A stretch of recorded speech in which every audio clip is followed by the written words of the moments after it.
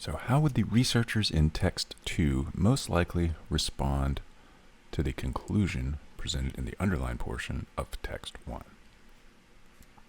Okay, so polar bears sustain themselves primarily by hunting seals on the Arctic sea ice, but rising ocean temperatures are causing the ice to diminish, raising concerns about polar bear population declines as these large predators' seal hunting habitats continue to shrink. A 2020 study examining polar bear populations across the Arctic concluded that populations affected by sea ice loss are at great risk of extinction by the end of the 21st century. Okay, so what is the conclusion again? Well, it's right here. Populations, namely polar bear populations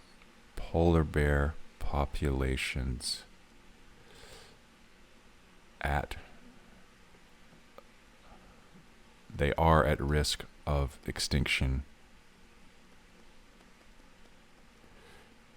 And why are they at risk? Because, I know this isn't in the underlined portion, but it's because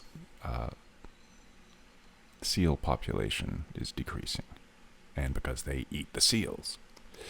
So what would the author of the second passage say, or at least the researchers in text 2 say about that?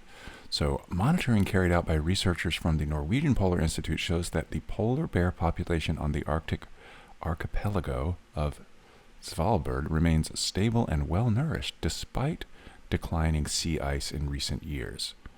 The researchers attribute the population's resilience, or sort of sturdiness, its ability to withstand stress, change.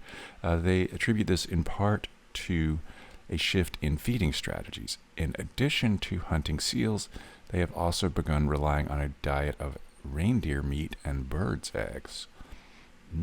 Okay, so they would disagree.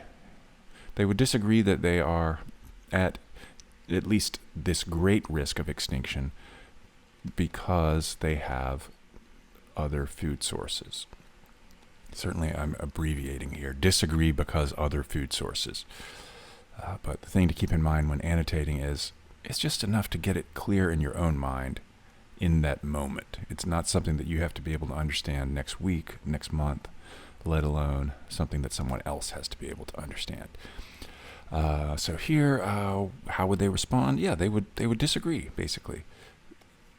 Now, A signals a kind of disagreement, but the reason for the disagreement is not correct. There's nothing in here about really the rates at which the ice is melting due to warming ocean temperatures. B, by arguing that it fails to account for their reliance on a single seal hunting strategy. Well, no. In fact, it's doing the opposite. It's arguing that it fails to account for polar bears, the fact that polar bears do not rely on just eating seals, let alone on a single hunting strategy, which is even more narrow. It's not saying that they only eat seals, but that they only use a single strategy to hunt them. And it certainly does not say that. C, by noting that it neglects the possibility of some polar bear populations adapting to changes in their environment. And so that's going to be the correct answer. The shift in feeding strategies. They are adapting. So despite the declining sea ice, they are adapting to changes in their environment by broadening their diets.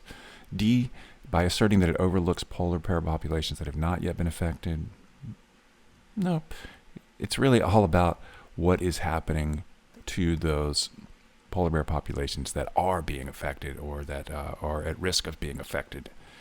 And so our answer here will be C.